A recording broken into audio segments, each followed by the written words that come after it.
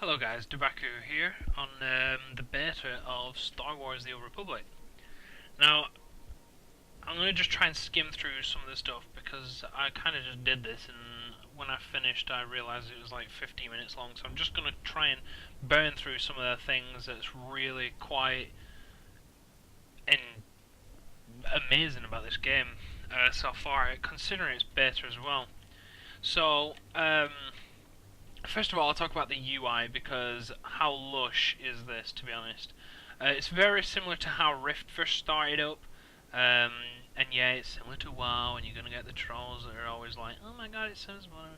But at the end of the day, every game's gonna be like this until you can kind of like play the game with your mind or something. So here you've got the chat box up at the top. You can drag it around. But the really nifty thing on this is that you can, on some of the things, you can minimize them. Minimize the log, and you can minimize the tool. I guess you can turn that off or whatever. You can minimize things, which is quite nice, and even down here. So the two bars down here are and the experience bar here. You can enable the sidebars just like you can in WoW. I'm going to compare most of this game to WoW since WoW's my full-time game. Up here is your world. So at the moment I'm on Drummond Cass. I got a mail. A lot of the keybinds are similar, apart from what some of the people didn't realise was in this game is the talent system. I don't know if you can be. Oh yeah. Sorry. You can be hybrid because I've added two over here on the damage.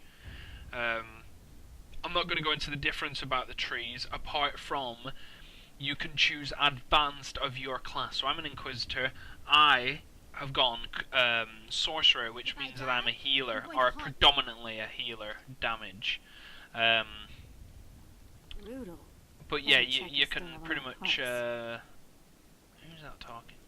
You can pretty much, choose whatever you want, I think. This is like really, I'm just making all this stuff up kind of thing, what I've learned so far. So there's the talent trees, the talent system for you. Similar to why you got all these settings at the top, so C for character list, I'll go through the stats in a sec. Inventory, this is really nice where you can have all your items just like WoW, but here you've got your mission item. Oh my god, I'll go away from these guys. You can have your mission items so you can keep them separate, which is really nifty to be honest. Like in WoW, I tend to like try and section them in my bags, but you don't have to. Here's your currency, like your commendations and war commendations 400. I don't know if that's good or not. Down here you've got your personal whatever thingy and your target, which is for me perfect because that's exactly how I have it set out in World of Warcraft. So I'm quite happy about that. Abilities again, same as WoW. P. You've got your general. Okay, these are just random things like you can punch your pet and stuff, but useless. They're your these are your classes spells and your Sith Inquisitor's bit. Sorcerer, that's your advanced section, so my heals, my transmission, etc. Vehicle, don't have one yet, and my companion skills. I don't know where he's dashing to, but you can use all these sort of things, whatever. Here is your pet bar, which you can actually bring over to your bar. So now I can control my pet, not the actual character itself, but I can control its skills, and I'm not going to because I just tried a minute ago, I failed. But you can actually control what he does and what buffs he has, and like he can be DPS or he can be a tank, which is really quite nice. Okay, so send that back. Your skills come back. Okay, anything more on the UI? Your mission logs are exactly the same as WoW. Useless information of where you've been and all that sort of crap. These are raids, which is really quite interesting. I've not actually tried to get in, I haven't got a clue how to. But yeah, they're saying that there's 16-man raids and I'm only level 13. So if that carries all the way on through the game, then wow, hats off to BioWare for that, because that is really impressive. Never even seen that in later games that's come out like Rift or whatever, and certainly not in World of Warcraft. The skill. I'm not going to go into Inquisitor skills, even though I do kind of want to show you the combat. Um, the fluidity in this game is very nice. Like a lot of games that I go to from my normal game, it takes me a long time to get used to. But this game is so similar to how it plays in a lot of the games. It just you kind of just take to it immediately. And I quite like that. I'm going to just cover quite a few things here, such as stuns or whatever. I'm going to stun that, we'll wind him. I'm going to stun him. I'm going to nuke this guy. Now, a lot of people are moaning that the Inquisitor is a little bit overpowered. Some of it is heals or whatever, but damage-wise, no, we're not. We do similar damage to what the warrior can do.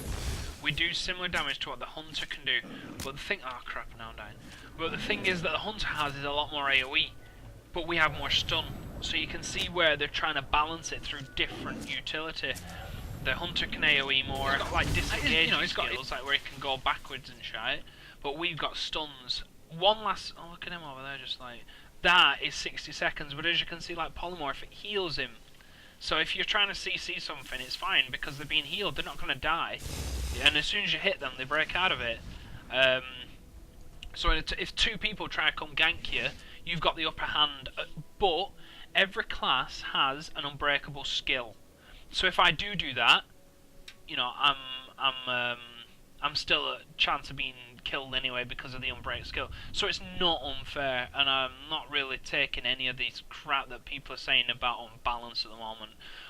I do think that electrocute directly after an overload is quite overpowered, because then they're stunned for nearly 7 seconds, and in that time I can get 3 electric skills off, by which time they're probably about half dead. So if they can come back from it, then, which they can, there's just because they can do stuff to me, like they can stun me and do, you know, crazy damage to me. But they've just got to be good. At the end of the day, these trolls are usually kids. They're usually people who can't really play the game. And it's quite annoying reading this chat, just people moaning all the time. The loot is quite nice. You can see this green beam shows that I've got a green item in him. So if you're going through like swamping trash and stuff, you can see what's good to pick up. You don't have to loot every single ad, which is, you know, the most tedious thing, even though you're missing out on credits. So, okay, that's enough about the UI, enough about the Inquisitor and skills and stuff. Not gonna even mention every single one. So we'll go over to some of the stats. Not 100% what all of them do, but I'll cover as much as I can. Strength is for your, obviously your melee or tank, like warrior and the Jedi. The presence is for your pet. A really cool thing is that you can actually gear your pet up. So here you would want endurance and presence, wouldn't you? Really, because, or strength. Not really, because he's a tank. He's not meant to be doing damage. So really, you'd want endurance and presence, I think. Aim would obviously be for your ranged with guns and shit. Cunning, same, ranged. For your range, it says aptitude with technological abilities. So stuff with like them wicked guns. I can't remember the name of the class, but it's the 4th option when you're choosing your character. Endurance is your health. Willpower is like intellect and wow. That's what I'll be stacking. Endurance and willpower. Expertise is like resilience in World of Warcraft. Your social is how many points you can gain while having a conversation in your lore. So if you're with a group and you choose, I think it's based off a points thing. You like if your answer's meant to be the right one, then you'll get the points, and it's generally about 6 points every time you kind of like win the roll. Someone said it was based on a roll system, but I don't think it is. I think it's based off whether it's the right answer or not. My pet is really getting on my nerves. Why is he not helping me? I'll get my ass killed. In a sec, sorry.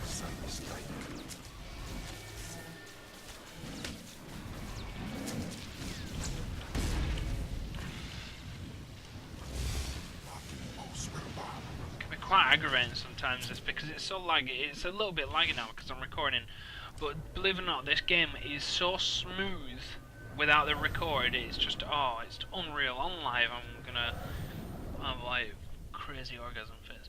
So this light and dark side thing, not really sure what you get when you hit the bottom or the top of the bar, but as you can see there, I've got 200 light points and 400 dark points, and next here minus 1,000. Don't really know what that means, but I think if you go down to the bottom, you kind of get like bonusy stuff because I'm a Sith.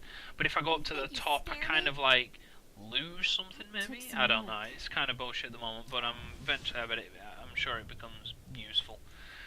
Not going to go into all that crap because I haven't even looked at it.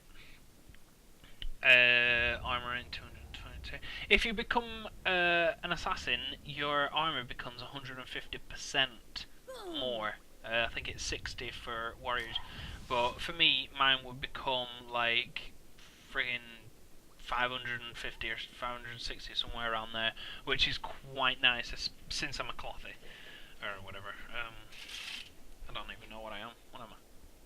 Light armor. So yeah, that's quite nice. Combat showed you, Inquisitor showed you all this sort of thing. The PvP, ooh, I like this. Little PvP box down here on your minimap. At the moment I'm rank 6. I don't know if that's good or not, but you can queue as a solo or in a group, just like WoW. But the PvP, I think I just said that a minute ago, but really, really impressive. Like, I'm giving that a 9.6 out of 10 for PvP. The only thing I don't like about it at the moment is that some of it's a bit glitchy, but like it's a beta, so it doesn't, it's hopefully on release it's really good because it's only like 2 weeks away anyway.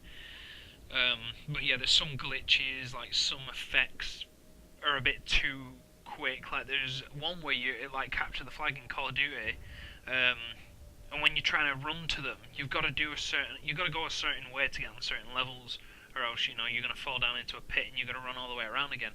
Which again is really nice, especially when it comes down to if you got the flag and you smack them with one of these things, overload, you're gonna knock them off and they got to run all the way around, which can be a little bit overpowered. But you are slowed when you have the flag, so they're always thinking. What were I even talking about? Oh yeah, there's a little thing like a fire ring. When you run over it, you gotta wait until the fire goes down, obviously, but when it comes back up, you die within like 3 seconds. But when it's down, for some reason, you still set on fire, and it kills you about halfway down. So I'm not really sure what that's all about. It's not part of the mechanic. It's not meant to do that. I'm pretty adamant about that because on the other side it doesn't. So on the other side of the arena. I don't mean the other side of the Force. I'm not that bloody geeky. Don't think there's anything else that I can talk about. Everything else is the same, and also who, like your friends who, ignore, and all that crap. All that's the same. Shows your coordinates, pretty cool. Well, yeah, the UI is absolutely sexy, don't you think? Your Hearth, I believe that you can go to different, like, look at these little locked items. I think you have to discover the area before you can go there, but that is really nice if you can go to different areas. That saves so much time, having to Hearth and then, get a friggin' mage to put it to Shatter or something like that. This is really quite nice. And also there's taxis as well that you can take. If you have a look on here, the taxi from here can send you to all these little points. I need to get down here, but I can't because the area is heroic, which is bullshit. Trying to figure out how to get there, but yeah, this game is absolutely worth the try with anybody. And if anybody's into lore, this game is definitely for you. I hate lore. I hate reading it. I don't like listening to it. But this game drags you in so much. I've never watched Star Wars in my life, and I never will. But this game drags you so much into the lore. You're just intrigued just to see the answers that you give and see what response is given to you and how it progresses and all that sort of shit. It really is like one of the most enduring, is it the right word? Enduring games yet that I've tested on beta or ever played or whatever.